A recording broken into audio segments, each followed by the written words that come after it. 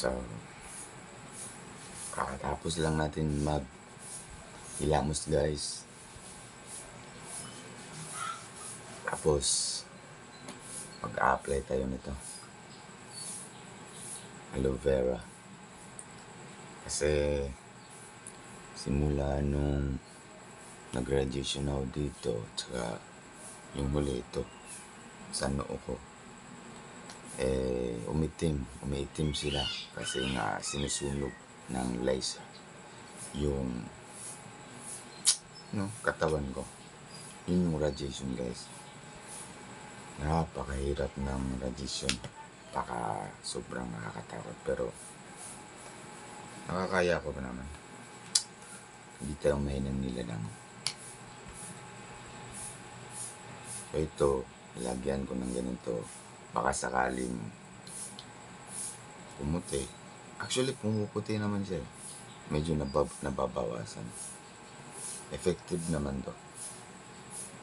Kaya, sa mga maitim ang singit dyan, kilikili dyan, ewan ko, subukan nyo to.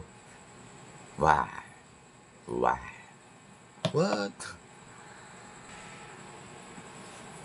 Oh.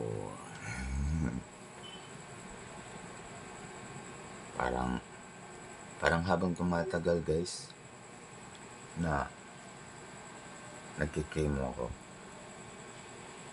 nagtatransform din yung mukha ko. Parang habang tumatagal, nagiging sigbi na yung mukha ko. Alam niyo yun?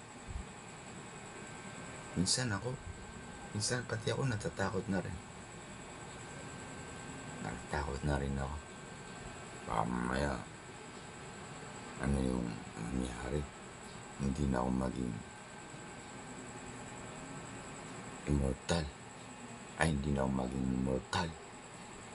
Baka magmukha na akong immortal sa Mortal Kombat. Tsaka, tingnan naman guys, ang pinayat ng katawan ko simula nung nagkikimo ako at na-diagnose ng cancer. Ito guys, pumayat na ako kasi kapag meron kang cancer, mawawalan ka na ng ganang kumain. Alam nyo kung bakit? Ewan ko lang sa ibang cancer dyan, pero sa akin ganun. Kasi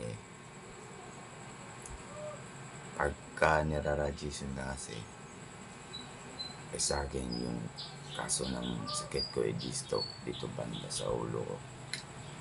Yun na-radiation ako, yun parang nag-iba na yung tono ng boses ko, parang kumapal dito, parang kumapal nga, at saka hindi na rin ako makalasa masyado. Kaya yun, walang gana kumain. Tsaka dahil na rin siguro sa mga gamot na tinitik ko, tulad ng pain reliever, kaya ito, namamayad na ako, parang hindi makakain.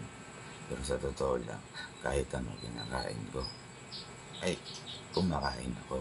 Yun pala, kumakain ako. At saka halos gulay ang kinakain ko. Wala pa rin. So yun na, dahil dito sa sakit ko. Pero siyempre, laban na. So, hanggang dito lang muna tayo guys. See you. Kasi pagkatapos ko maganda sa sarili ko, pupunta na kami sa Northern Mindanao kasi magpapacheck up ako kasi ang sakit ng likod ko. Sobra 1 month na, hindi pa rin nawawala.